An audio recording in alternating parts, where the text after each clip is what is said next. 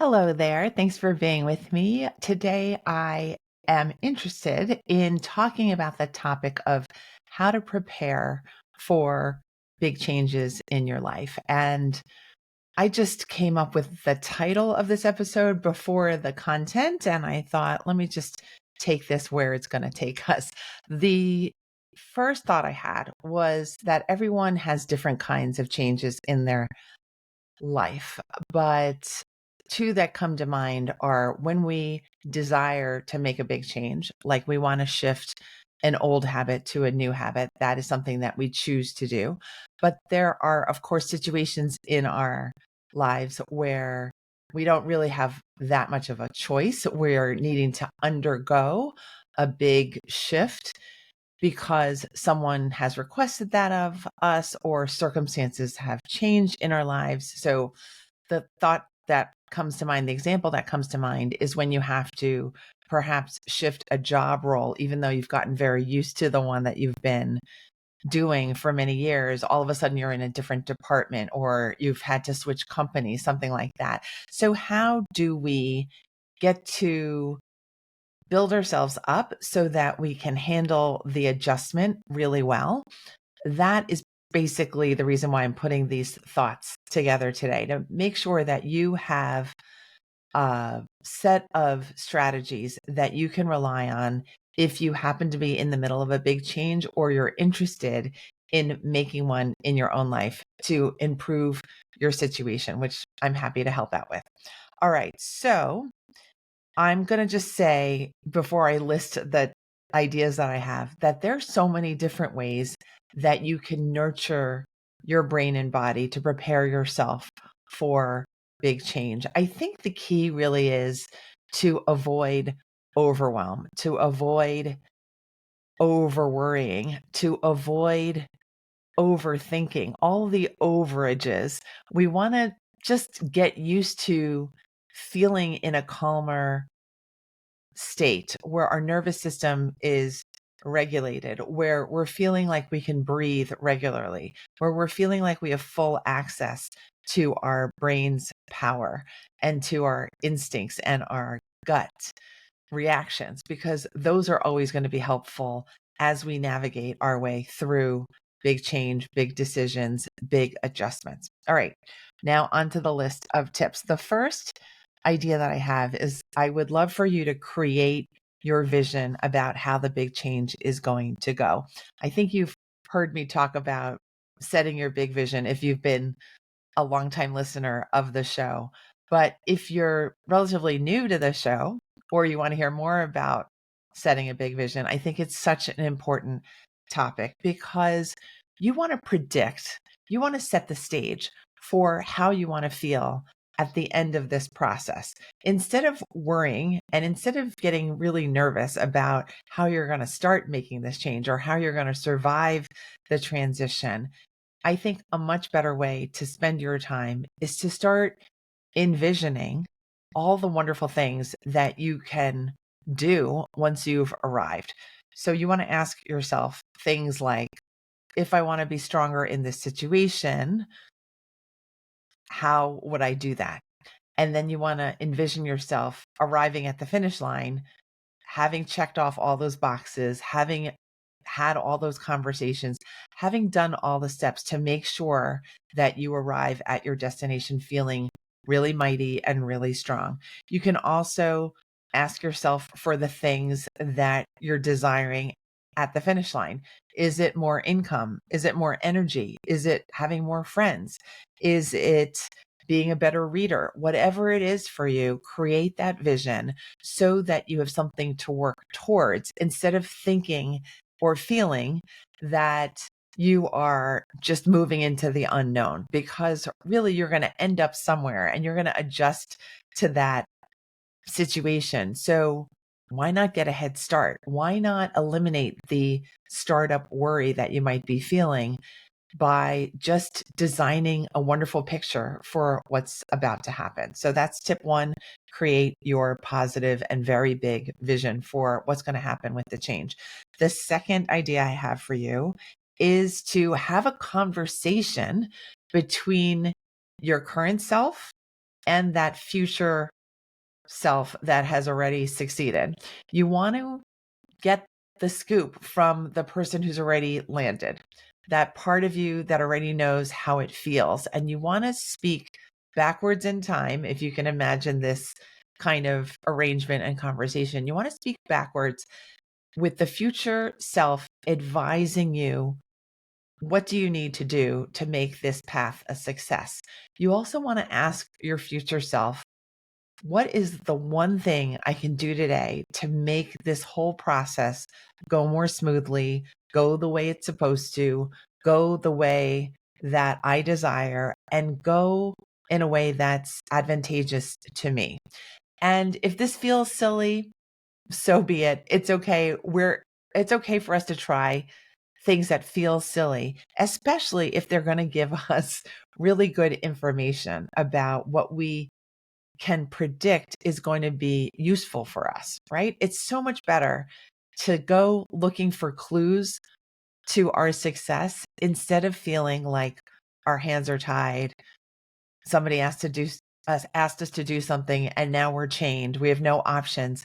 It's so much better to just put yourself in a position of power vis-a-vis the change that you need to do. So always elevate yourself, always elevate your mindset, your energy, and the quality of your thoughts so that you're never really feeling sunk or vulnerable or passive in your life, because you're anything but a passive player in your life. You're actually the player in your life. So start positioning yourself in every situation as the main player, as the decision maker, as the person who gets to set the vision and have all these silly conversations with your future self. And by the way, I don't think these conversations are silly at all. I think they're actually very wise to do. All right. The third strategy that I have for you is to really take a close look at what you might be afraid of, because newness tends to generate a little bit of anxiety or a lot of anxiety. So that gives you an opportunity to learn about yourself, to learn about your environment, to learn about the situation, because our fears are pretty much like thumbtacks or arrows pointing at what you need to know and what you might need to focus on and what you might need to get rid of or dispose of or to just heal from. Okay. So typically when I work with clients and students, I hear certain words over and over again. And those words tend to be things like, I feel frustrated, or I'm too overwhelmed to think clearly or to use my time well. I don't feel like I have enough energy, or I feel like the situation is hopeless. So again, to review, the words I'm hearing is frustration, overwhelm, lack of energy, and feelings of hopelessness. And those are things and states of mind, states of being that can really generate a lot of fear, heavy fear, like fear of failure, fear of things not working out, fear that you're going to be stuck in a situation that is going to take your life in a direction you do not want to go in. And I do not want you to be in that kind of mind state, because it's pessimistic, because you're predicting a negative future for yourself. And if you know how I teach, you know that I'm always leaning positively. And I'm doing that on purpose, because I feel like when we do lean positive, we get to see the environment for what it is, full of opportunities, full of options that we can take advantage of and maximize and be aware of, instead of hiding out in fear. So always choose to look your fear straight on.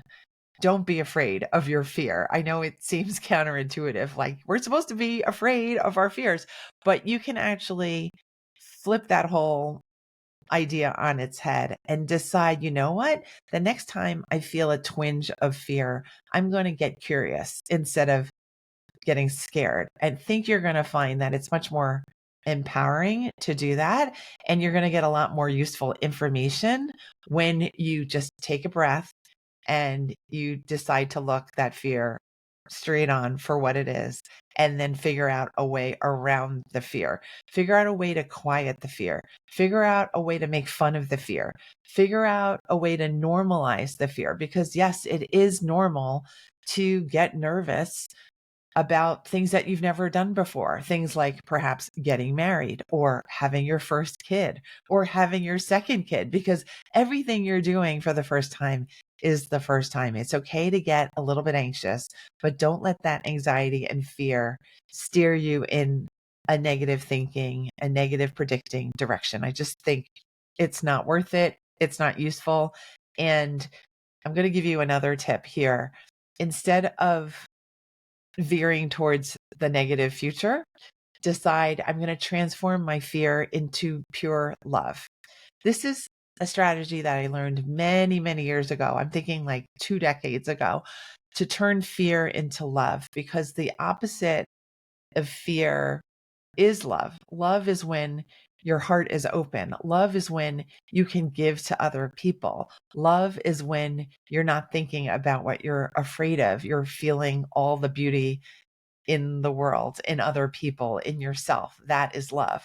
So if you're finding yourself fearing something, like let's say a job change, you can say to yourself, you know what? I'm going to show my current situation love. I'm going to say my thanks to my coworkers. I'm going to be so grateful for the time that I had at this job. And I'm really looking forward to seeing what this new position has in store for me. I'm going to look at this as a loving opportunity that I've been given, instead of something that is heavily stressful or going to be really daunting or time consuming. You just want to see, where can I turn my fear into something that can support me rather than hold me back and tear me down. Remember always to just get yourself out of a negative energy state, because you'll find you'll have much more power when you do. All right, we're on to strategy number 4. I would love for you, in the face of a big change, to take high value action. And that is a term that I've coined lately to just teach my students about how to use their time. Typically, we all have a bunch of things on our to-do list. So I want you to learn how to identify quickly, what is my high value action? And that means, what is the action that when you do it will get you through to a point of ease?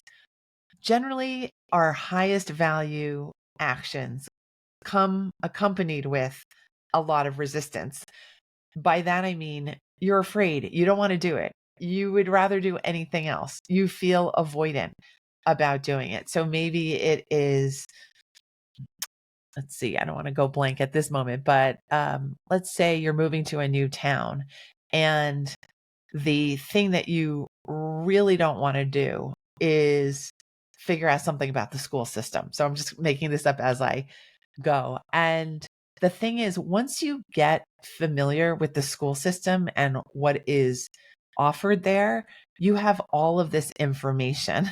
You will be so much more informed about where you're going. You're going to be able to picture how you're going to fit in into this new community, and how perhaps your children or future children are going to fare in this community, because you've decided, I'm going to do the investigation. I'm going to do the research. I'm going to ask the other family members, what's it like to live here? And what is the school district like?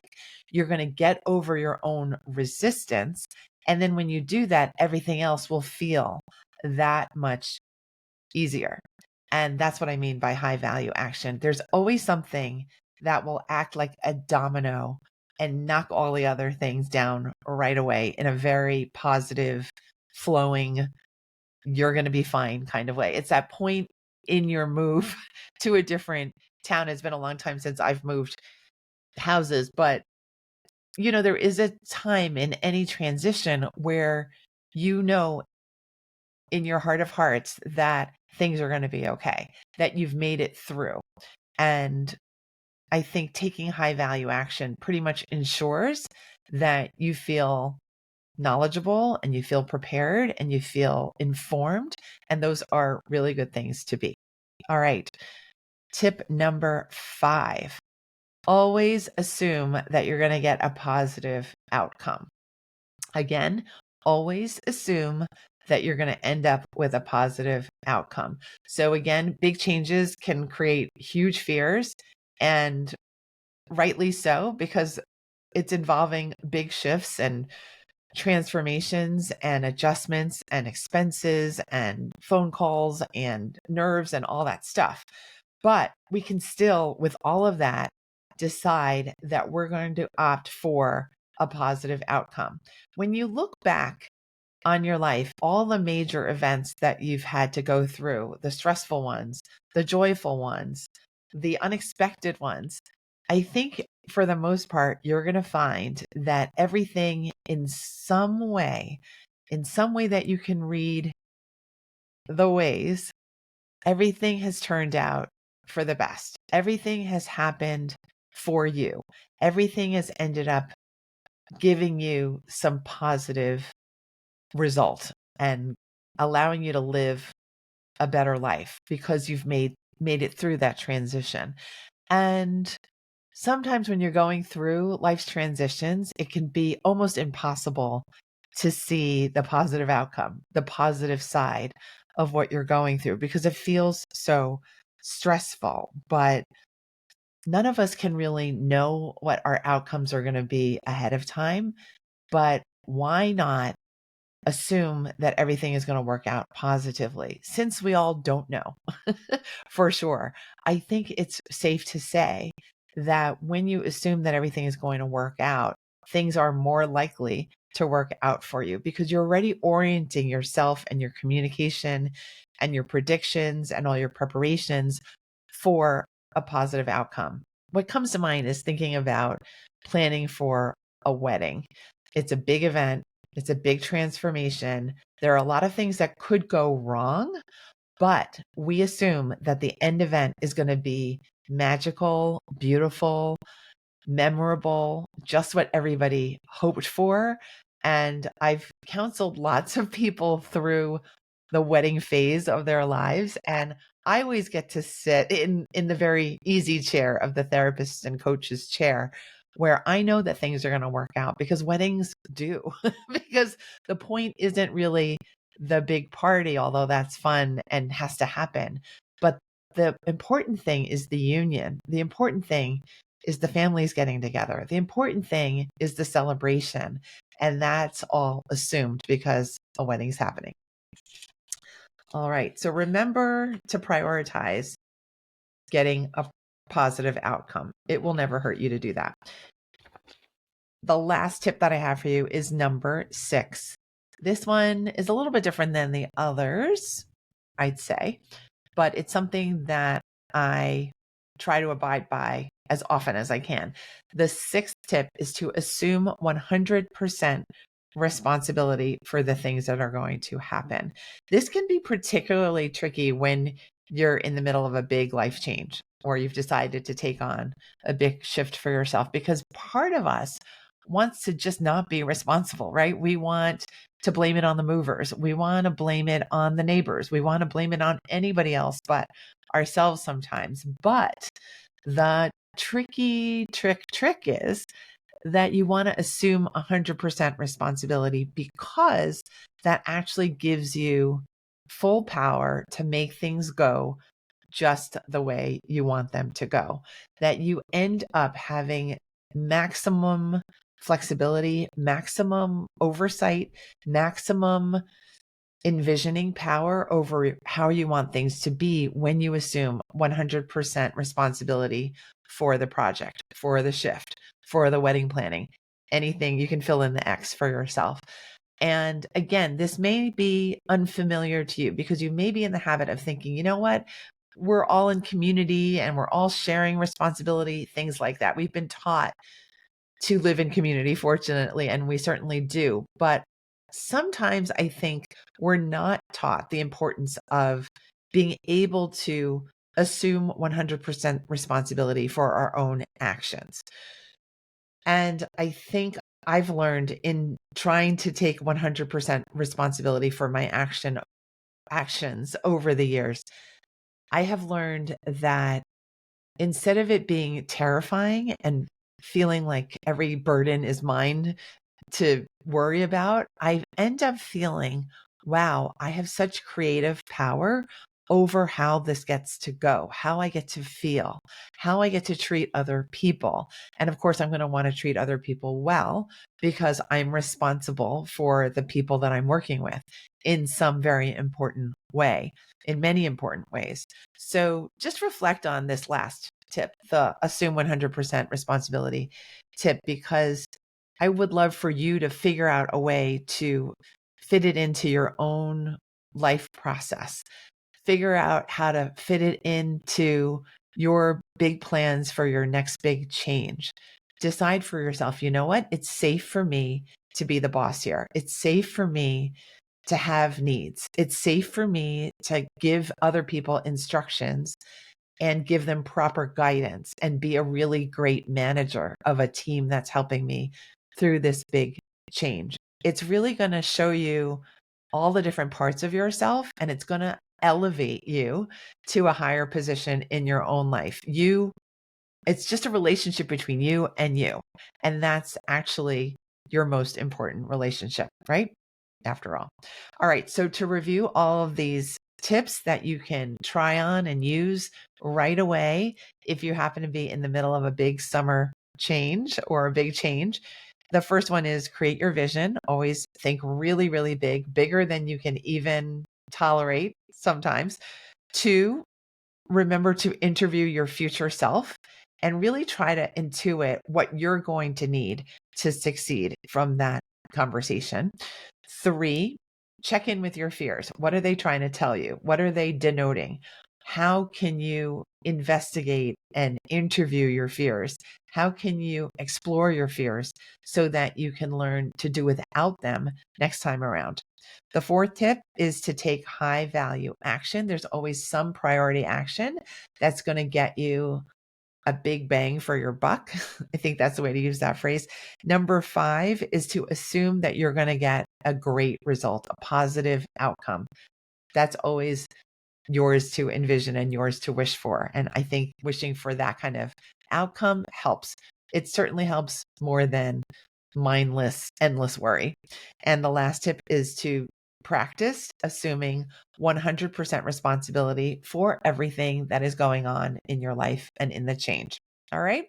I do believe this set of tips will help you to enjoy yourself during the change, to help you be kinder to yourself during the change, to help you have your eyes and ears open during the change. And whatever change you're going through, I wish you, of course, the very best. I think you've gotten that through my messages during this podcast episode. Thank you so much for listening. I have created a worksheet around the topics that I've discussed and the big change topic as the master topic here. And all you need to do to get this free download to help you figure out how to best navigate a big change. All you need to do to get this worksheet is to go to maketimeforsuccesspodcast.com/big change. Again, it's maketimeforsuccesspodcast.com/big change. Thanks so much again for being here. Enjoy this beautiful summer that we've got going here. Stay cool. And I will see you next week when the next episode drops.